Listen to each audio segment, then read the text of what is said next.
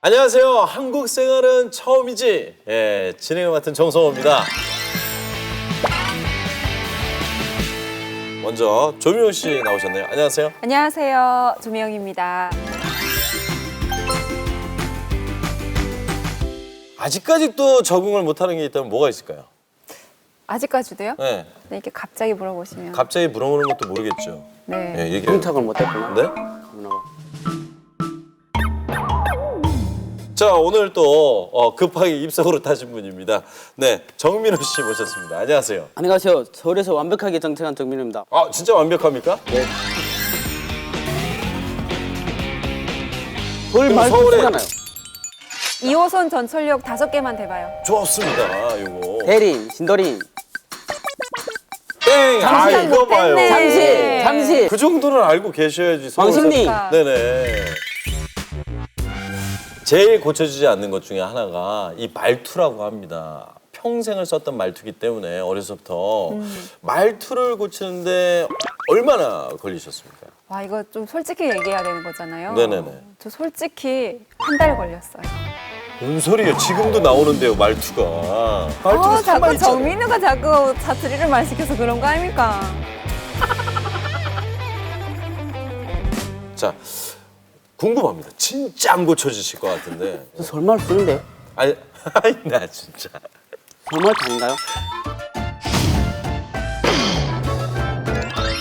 이 말투를 왜 얘기했냐면 말투를 고친다는 게 조급함 때문에 생기는 거거든요. 그래서 오늘은 정착의 조급함에서 오는 갈등에 대해서 이야기를 나눠볼까 합니다. 안녕하세요. 19 어린 나이에 탈북해 남한에 입국한 양인숙입니다.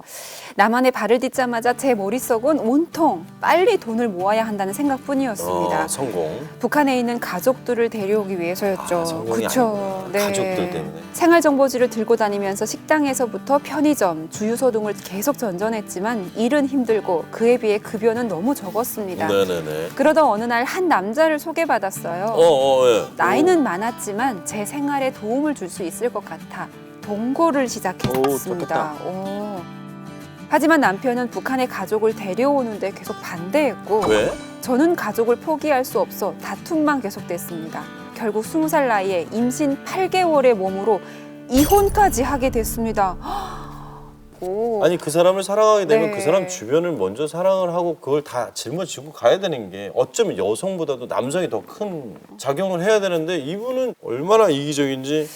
근데 이런 남자를 일단 알아봤어야 되는데 이분이 너무 지금 외롭고 힘들고 의지할 때가 필요하다 보니까 왜냐면 조급하기 때문에. 그러니까 이런 사람을 못 알아본 거네요. 저는 네. 이 얘기를 들으면서 궁금한 게 하나 생겼어요. 북한 이탈 주민들이 가장 먼저 생각하는 게 아까도 얘기했지만 급여입니다. 아, 급여가 제일 중요하죠.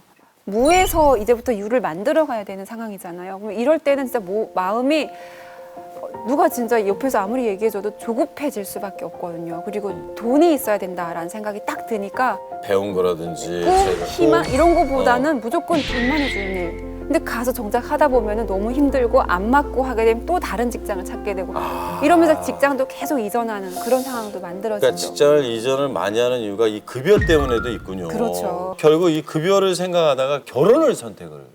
대부분의 탈북 여성들이 결혼을 일찍 하게 되고 왜 특히나 그런 걸까요? 혼자 온 경우에는 누구나 다 여기서 가족이 필요하고 내 편이 필요하고 피난처가 필요하잖아요. 그렇죠. 근데 그거를 남편을 통해서 그런 그렇게. 걸 얻으려고 하죠. 사실 저는 이 얘기를 하고 싶어요. 이게 결혼이 나쁘다는 게 아니라 남성을 만나서 결혼하는 게 피난처가 아니라는 얘기입니다. 혼자서 아이를 낳고 나니 어떻게든 아이를 잘 키워야 한다는 생각에 마음은 더 조급해졌습니다. 마침 단기간에 돈을 벌 수 있는 일이 있다길래 지인을 따라 나섰는데 네네. 그곳은 다단계 회사였습니다.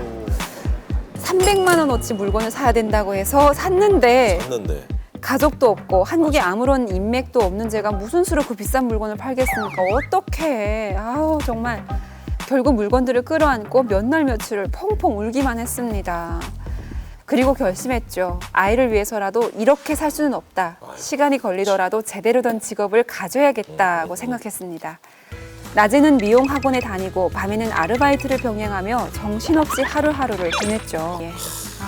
이제 5년이 지났고 그동안 저는 미용 보조에서 미용실 실장으로 승진했습니다. 멋있다, 멋있다.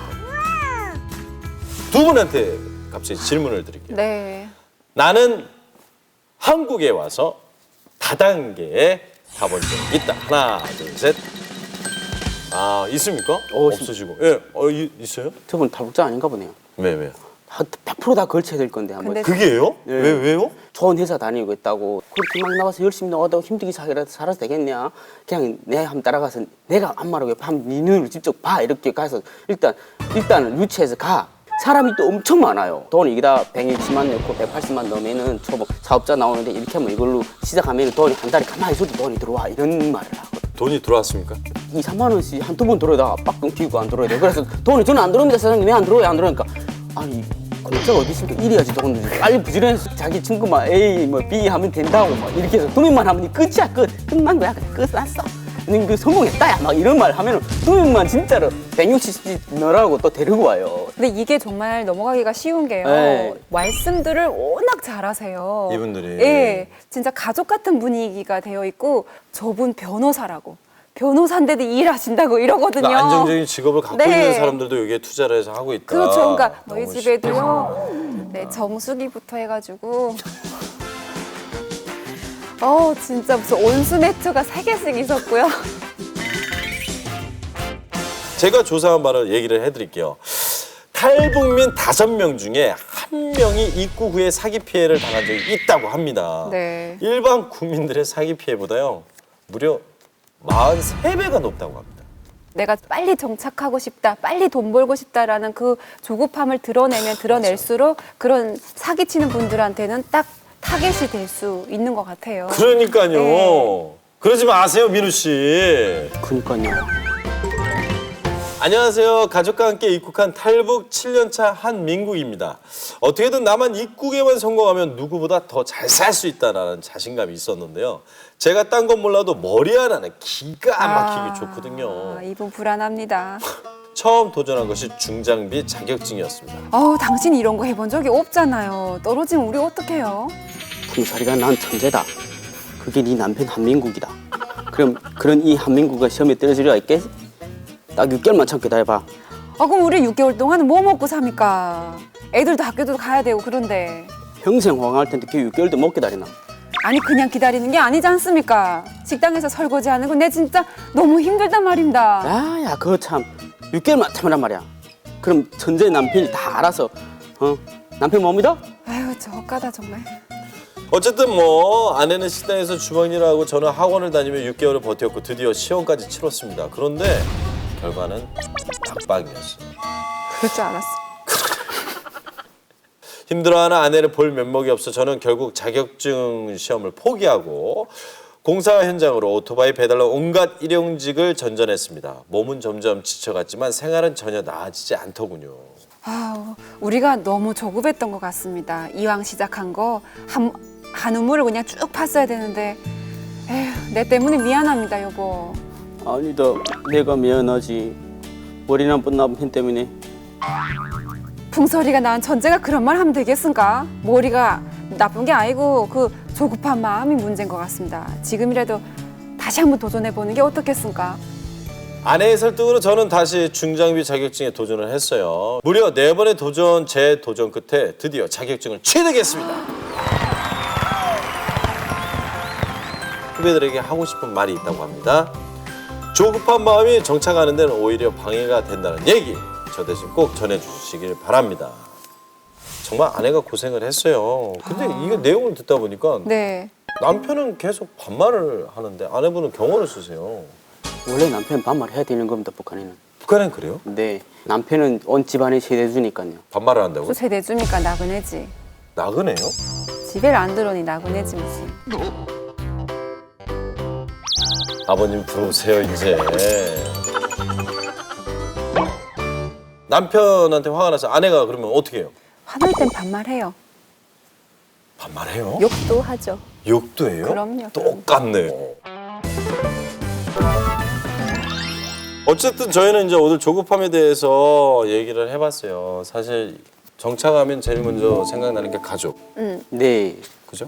그리고 그냥 한마디 한다면은 한국에 오면은 한 살이라고 보면 되겠습니다. 한국 탈북민들 아무도 좋은 모르. 얘기하네. 그리고 날이 흐르면 흐를수록 저는 지금 보니까 더 이해가 안 되고 더 모르겠는 게 너무 많고 너무 무서워진 것도 너무 많은데 한 살이 아무것도 모른다는 입장에서 시작했으면 좋겠습니다. 시간의 법칙이라는 게 있는 것 같아요. 내가 조급한 마음을 갖는다고 해가지고 뭐 될 게 되고 안 될 게 안 되는 게 아니라 시간이 지나야만 되는 것들이 분명 있더라고요. 너무 조급해 마시고 지금 하고 있는 거 차근차근 준비해 가는 게 좀 필요할 것 같습니다.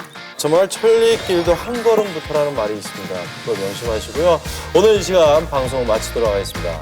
안녕히 계십시오.